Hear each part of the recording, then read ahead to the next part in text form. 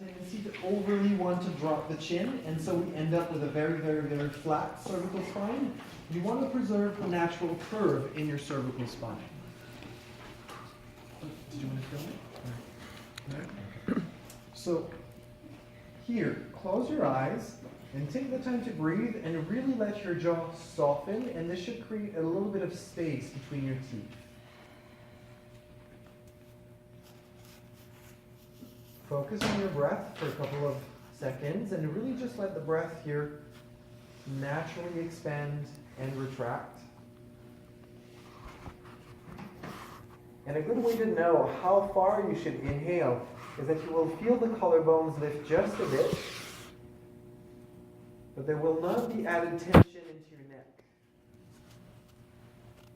And especially there will not be that kind of break between your inhales and exhales. They will be continuous. So if you inhale and you feel like you're that's because you're holding tension and you're inhaling too deeply, too quickly. So those are the first steps.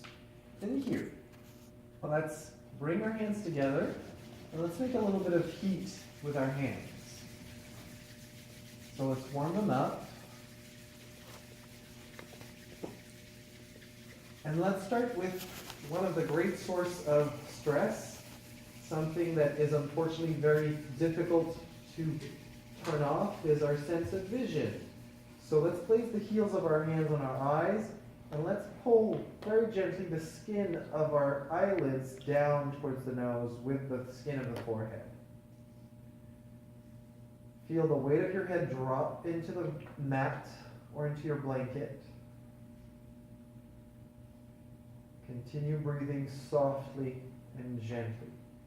And already just by doing that, you can start to feel the sides of your head and the jaw maybe relax a tiny bit more. Then letting your head slide a little bit to the sides of your head. With your fingertips, move to the temples and do little circles there.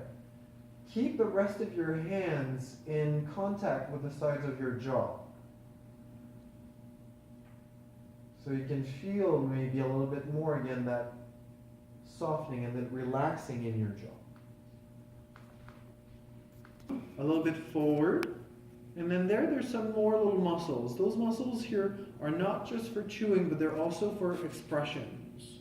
And these muscles also are sometimes very difficult to relax.